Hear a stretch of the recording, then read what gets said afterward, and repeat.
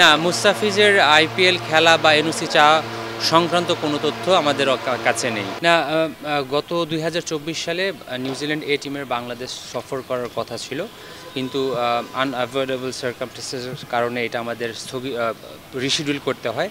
তো আশা করছি আমরা ২০২৫ সালে এই নিউজিল্যান্ড এ টিমকে হোস্ট করতে পারবো। তো কিছু ক্রিকেট বোর্ড আছে যাদের এটা একটা রেগুলার প্রোটোকলের মধ্যে পড়ে যে তারা কোনো একটা জায়গায় ট্যুর করার আগে তাদের প্রতিনিধি দল পাঠায়।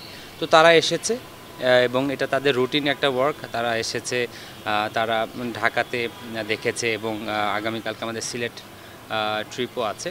তো এটা একদমই রুটিন একটা প্রোটোকল এবং আমরা এই সিরিজটা ইনশাল্লাহ এই বছর হোস্ট করতে যাচ্ছি এবং এটার যে টাইম টেবিলটা এটা খুব তাড়াতাড়ি মিডিয়ার কাছে জানিয়ে দেওয়া হবে ইনশাল্লাহ।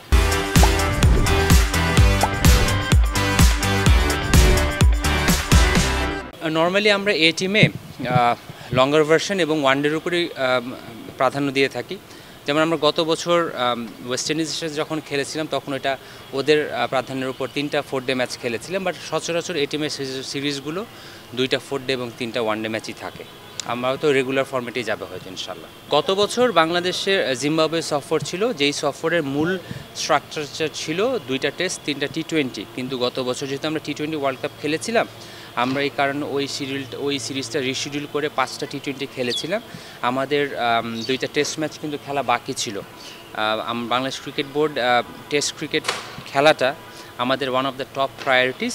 সো আমরা ওই 2টা টেস্ট ম্যাচ যে গত বছর হয়নি ওইটা আমরা আমাদের overall number of test matches থেকে কমাতে চাইনি। ওই সিরিজটাই রিশিডিউল হয়ে এই বছর এপ্রিল মেতে এসেছে।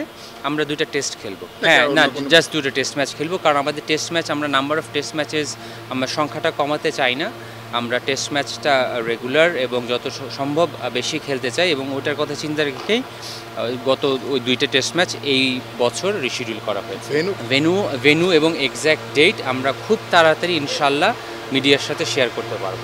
ঢাকা যেহেতু 2টা টেস্ট ম্যাচ, একটা টেস্ট ম্যাচ তো অবভিয়াসলি ঢাকার বাইরে হবে, আর যেহেতু আমাদের ঢাকা প্রিমিয়ার লিগ চলছে, ঢাকার মাঠগুলো সবাই ব্যস্ত থাকবে। ওভারঅল আমরা গ্রাউন্ডস ডিপার্টমেন্টের কাছে অ্যাডভাইস চেয়েছি, তারা আমাদের অ্যাডভাইস করবে এবং ওইটা ফাইনালাইজ হলেই আমরা আমাদের সফরসূচিটা ঘোষণা করতে পারবো ইনশাল্লাহ। না, মুস্তাফিজের আইপিএল খেলা বা এনওসি চাওয়া সংক্রান্ত কোনো তথ্য আমাদের কাছে নেই।